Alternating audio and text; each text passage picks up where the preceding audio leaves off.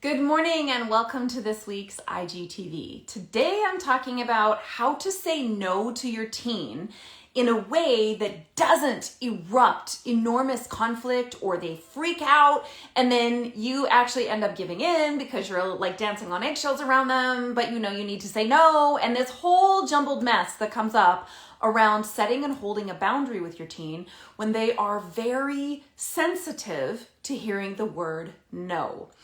This is actually really common with a lot of teenagers with ADHD or autism spectrum disorder. My son has both, because it's called rejection sensitive dysphoria, RSD, and they are particularly sensitive to hearing no and will often emotionally explode in ways that can feel really scary and inappropriate as a parent. And so it leaves you feeling a little bit lost and also concerned, because if your child can never hear no, that's going to be a really rough ride in the whole journey of life, right? Okay, so welcome. Thank you so much for joining me today. My name is Allie Payne. I am a certified life coach, certified relationship systems coach, one of only 70 people in Canada to hold both designations.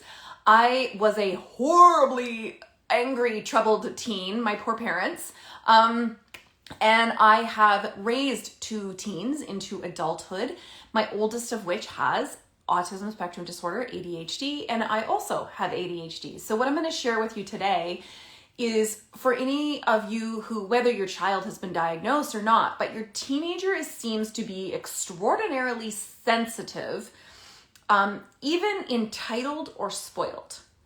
This is how it appears when you say no to your child, like they just like, what a spoiled brat, right? Have you thought that? Seriously, have you thought that, right? If you're watching here on Instagram, I'd love a follow. If you're on YouTube, hit the subscribe button.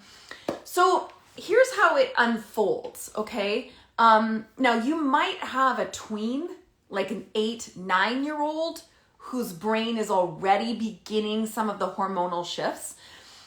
And you might have a teenager who's currently in this stage who is just extraordinarily sensitive to hearing the word no, which we all know as a parent, you gotta say no. Of course you're gonna say no to stuff. Your job as a parent is not to be a yes person, right? Because that won't go well. So whether you have a tween or teen, now I'm going to just add this little bit in here about autism spectrum disorder and ADHD, that it is quite common for children to kind of fly under the radar with ADHD and not show any really significant signs or noticeable signs of ADHD until they hit the teen years or the tween years. And the reason for that is because their current life and the level at which they are required to participate in their life at a level that we deem as successful, their brain can manage that as a child.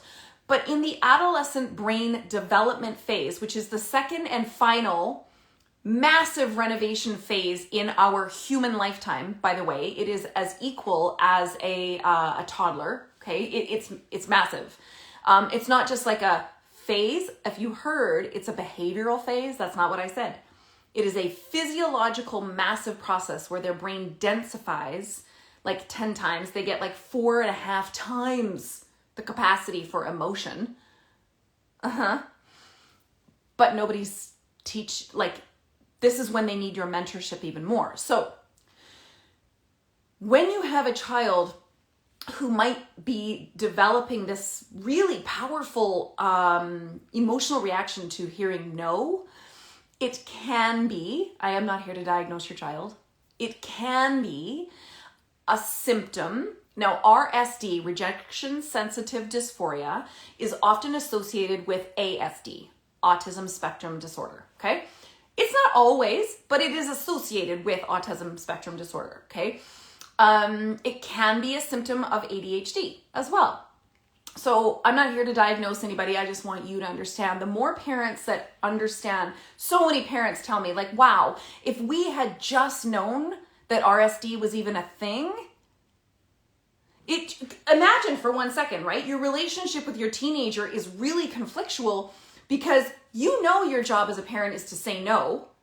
Like, yeah, you're not at like a bank or a candy store where they just come get whatever they want. So you want to make sure that you're setting a really clear example of what is appropriate, what's not, what is reasonable, what's not.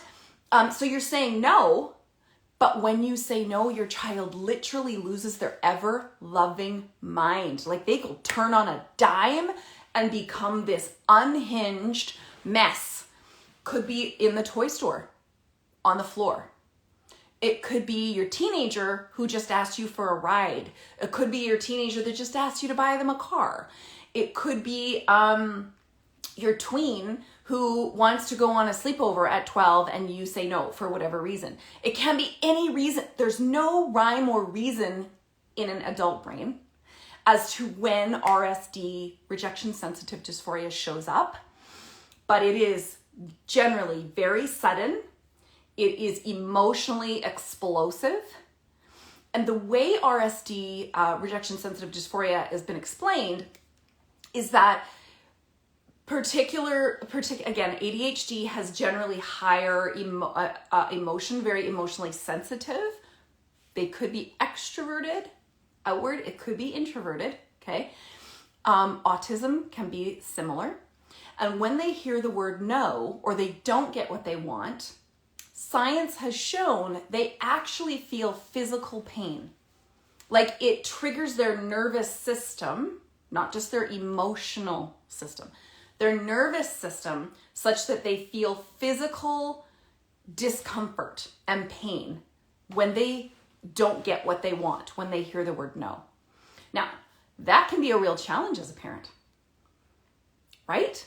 Because you're doing your best to like lay boundaries down and like draw the line, and you have a kid who's literally losing their ever loving mind just because you said no, you can't give them a ride, or no, you're not going to buy them a car, or no. And so as a parent, this is what many parents tell me as well, and I've also raised a child with ASD who didn't like hearing no, is that it gets really scary when your teenager is freaking out to the point that they are either throwing things, they are slamming doors, they are punching walls, damaging your home, throwing things into mirrors, because their reaction is so over the top. But that's what happens. Now that can be really scary as a parent. So what do you end up doing? Keeping the peace, right? We're gonna have a sip of our latte. Because you don't want your home to be damaged. You don't want to, maybe that's extreme for you. Maybe your teenager's just coming at you. Maybe they're emotionally exploding on you. You don't want that, and you wonder, what the heck? So you're like, okay, you can have it this time. If it's something small, right? Okay, I'll do it this time, but holy cow, like let's not do that again. So you think what you're doing by saying yes is gonna keep the peace because the reaction seems so over the top. But what's happening is you're seeing rejection sensitive dysphoria, which doesn't mean you need to be a yes person, but now even to a normal brain, when you say yes, they got what they wanted. And so it's training their brain that freaking out is a way to get what they want because you're afraid of saying no when they freak out. Now, I do want to say this. The emotional freak out of a tween or teen brain, even young adult brain, when you say no, is not always RSD. It's not, okay? They are emotionally run beings. The adolescent brain is run by their amygdala, okay, their emotion center in the brain, because their prefrontal cortex, their anterior cingulate gyrus, all of the intellectual part of their brain is still forming. In fact, it's not just forming, it's going through a massive renovation. So you're dealing with an emotional being anyway. So hearing no, yeah, they might freak out. But here's the point I want to make about this. Rejection and their reaction to hearing no is not always manipulation to get you to say yes. I'm going to say that one more time. Your teenager's emotional response to hearing no to whatever request is not always a conscious, intentional, emotional reaction in order to manipulate you to saying yes. Now, you might say, well, my teenagers, they're acting all entitled or spoiled. Yeah, I get that. Because teenagers are emotionally based. So of course they're going to freak out when they hear no. Yeah, of course, at some degree. Or get mad or just like stomp off to their room. Sure. Okay. When you believe that their over-the-top emotional reaction is premeditated and or intentional, such that it is manipulative, you will respond to your teenager's brain in a way that will create more conflict. Because what you're likely going to do is say no even more, because of course, as a good parent, you want to raise a good human, and you're like, well, hells to the no, I am not raising an entitled, selfish, self-centered, spoiled brat, and I've obviously gone too far in giving such that they are responding this way. So you want to bet I'm going to say no, and I'm going to say no even more, and I'm going to say no even harsher. So they get. You don't always get your way. Who wouldn't? Who wouldn't do that, right? Of course you would, because you're a good parent and you want to raise a good human who appreciates the opportunities they have, who sees people's kindness as kindness, not something that they should just get because the world owes them something, right? Because I know you're here watching because you don't want to raise that entitled young adult who we unfortunately are seeing more of in the world, right? Which is not a function of terrible parenting, by the way. It's a function of many things, okay? So when you say no to your teenager about anything, which is reasonable, and they freak out, you are likely to say things like, what is your problem? Or don't talk to me like that. Or, okay, well, you've just assured you are never going to get that because of how you're reacting right now. Or that's it. You're grounded. Or don't talk to me. You give me your phone. Give me your phone. Because that is not acceptable behavior in this house. Of course. So you go to control and consequence as a fear-based way, which is what we were all taught and raised in, fear-based parenting. So there's no judgment here, okay? I've done all these things. As a way of controlling their emotional outburst, as a way of sending a message to their brain that we don't do entitled, spoiled brats here. So you do more and more consequences. But what happens when you do more and more consequences is their rejection sensitive dysphoria, whether they have a diagnosis of this or they just are a child who's emotionally sensitive and takes no very, very internally and personally, they will react even more. So what you're doing in your good and reasonable attempt to teach your teenager that being a spoiled entitled brat is not what you're doing, is actually like throwing fuel on the fire, and you end up getting more conflict. And worse yet, you end up getting more disconnection because your teenager begins to see you as an unsafe place to share their emotion, which, by the way, is unconscious. Their reaction is not premeditated most of the time. Children who are manipulative are learning that at an unconscious level because they feel unheard and unseen in some way. Not because they didn't get what they wanted. That's not what I said. Because they feel unheard and unseen in their needs. And so they learn that manipulation is the way to get that. But they actually don't understand that at an intellectual level. Their brain can be manipulative. But it's actually a coping skill. Before your brain is formed, it's a coping skill. It's not an intentional thing. They don't have the intellectual capacity to do that. Okay? So rather than this constant emotional blow up, and you worrying that you have somehow really, you've messed up or you failed somehow as a parent, or like, oh my gosh, what did I do or what didn't I do, such that my teenager is such an emotional basket case and can't even go through life hearing no. Like, what did I do? Because this often shows up again in the tween and teen years, can show up as a young adult, without warning, almost, without warning. And so of course, you being an amazing parent are like, excuse me now, when did this become okay? No. I don't want you to question yourself. I don't want you to beat yourself up. I don't want to blame yourself. Like, stop it. Because what I want you to know is the truth, okay? Because when you create this higher and higher levels of disconnection, you're actually not creating the very thing that you want, okay? So here is the key to setting a boundary and saying no with a tween, teen, or young adult, because they all have the same adolescent brain formation, okay? Type yes in the comments if is this making sense? Like, is this something I'm going to answer it, but is this something you guys are dealing with? Because I got to tell you right now, you are not alone. I get messages about this all the time. Yeah, okay. Okay, so, right? Yeah. And it's really hard as a parent not to think either your teen is broken, like your teenager somehow is now a bad apple. And then you parent as if they are a bad apple. And somewhere along the line, you've missed a step. So you need to make up for it. And you need to make up for it right now. Of course you would think that. Okay, so we're just going to let ourselves off the hook here. This is not a zero blame, shamey space. We just don't do that. Here's what I need you to understand about their brain.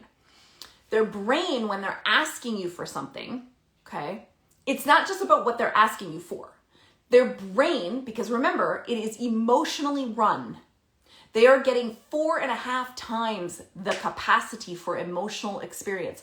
4.5 times. So they feel emotions at a very visceral level, like throughout their whole body.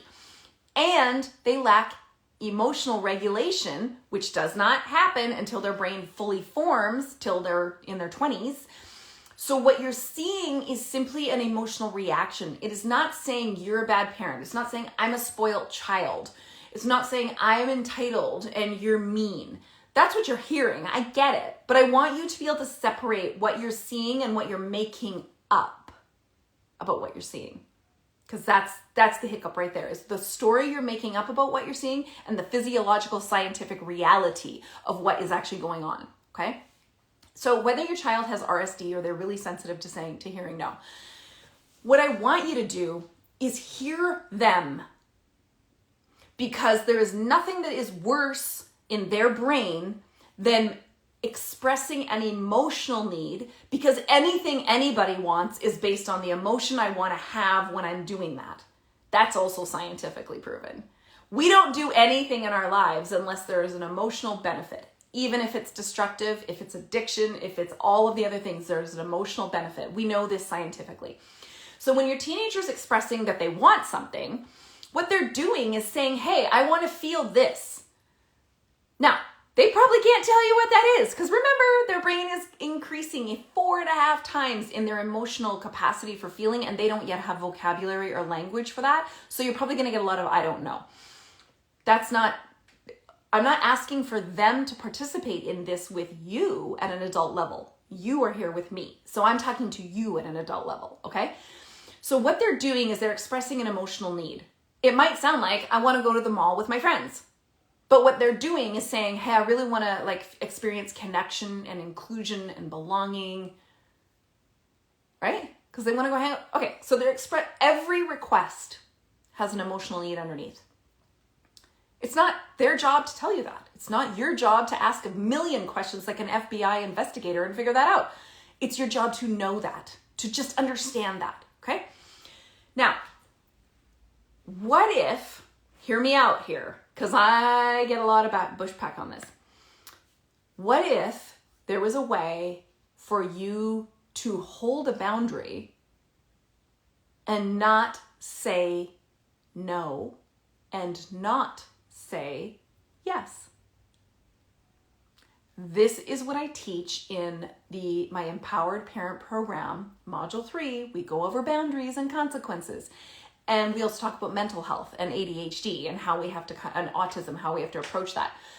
So rather than instantly coming out with no, the teenage brain, because especially if they're really sensitive, what they're expressing is, this is what I have, this emotional need, this is what I want. So what if instead you got curious about that need? Not with a million questions, okay? So you were like, oh, okay, when are they going? Yeah, I bet that would be fun. I know you love hanging out with your friends. Like, what you're doing is you are wanting what they want. When you're a teenager, there's nothing that will build emotional connection faster than when you can show your teen that you want what they want in a way that works for you. I hope you heard that last part. When you are your teenager's ally in them meeting emotional needs constructively, and you can want for them what they want in a way that works for you. So let's say your teenager wants a new car, okay? And they're like, let's say I'm 15 and I want you to help me buy this car. It's got to be this car. I'm just obsessed with this car. It has to be this car. If you have a child who's very sensitive to no and rejection, the first words out of your mouth, because why? You want to be really clear. You're not going to pussyfoot around this and make them think you're going to buy them a car. That's, first of all, unfair and misleading, and the sure shoot don't want to do that. Because what's better in parenting than your child knowing exactly where your line is? I totally agree with all that. But if you have a child who's very sensitive to hearing no, the word no is not something that I want you to use. I want you to get curious about what they want and why they want it. Like, yeah, so tell me about it. Where'd you find this? What year is it? No way. Oh, your friend's dad owned it. Okay. Oh, and he's selling it. Cool. What do you think about the price? Like, is it a good price? Have I said no? Have I said yes? Then you can create a strategy with them to help them get this need. I'm happy to talk to your dad about it. Let's, and we can figure out a way to support you. I'm not saying to get it for you. No. To support you, to find ways that you can earn it, we can make an agreement. You're not answering on a big thing like that, right? But I didn't say no and I didn't say yes. And this is how the teenage brain works. They come to you with a need. I want to go to the mall with my friends. I want a car. I want to whatever. There's an emotional need under there. So you may as well just acknowledge that, okay? What you're doing is the way the brain works is you are hearing their emotional need, knowing it's an emotional need. So that is helping them to stay regulated. That is step 1 in a teenage brain. Step 1 is regulate, okay? Step 2 is to relate. That is where curiosity plays in. Oh, tell me about that. Yeah, when are they going? Oh, cool. Are you guys going to go for a meal? You guys going to do a little shopping, just hang out? Relating. So I have helped them to regulate by acknowledging this is an emotional need. I just know that. I am relating to them by being curious about the need, about what they want, and what do they like about it? What's cool about it? Like all the things. Just get curious. Then you reason. Because no, just the word no, is pretending that these really emotionally sensitive brains can go straight to reasoning. So you're like, no, we're not doing that. Your dad and I are not buying, or your mom and I, or your co-parent, whatever, and I are not going to buy that car for you. We do not believe in buying cars at 16. We did not get cars so you and all you're doing is reasoning with a brain who doesn't know how to reason. Well, they know how to reason, but you've got to regulate with them and relate to them first before you can bring in the reasoning. So the reasoning part is, okay, we'll talk about it and we can create a strategy for you to get that. Now, creating a strategy for them to get that doesn't mean it's your bank account. Doesn't mean that you're saying, yes, oh, hells to the no. It is that, okay, so, if this is what it's going to cost, You know, you could get a part-time job, you could help with extra things around the house. Now, if they're like, well, it's a car, like that'll take me forever to earn the money. You know what? Not if you put your mind to it. You're super smart. Like you want to validate and empathize with them. But if you go straight to the reasoning part, this is where you end up with greater explosions and conflict. So you need to you need to help them regulate if there's an emotional need, just sometimes by validating it. Oh yeah, that sounds fun. That's it. There. Now you've helped them to regulate.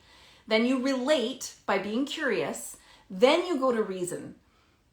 Okay? By wanting what they want in a way that works for you. And that's where the boundary comes in, right? The boundary is actually the last thing.